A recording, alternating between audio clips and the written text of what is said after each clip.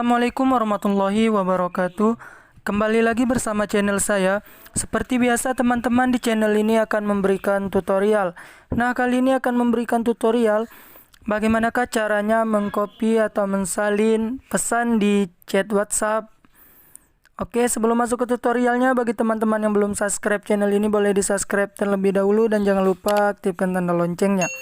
Oke, caranya gampang sekali. Di sini kita silakan buka aplikasi WhatsApp-nya.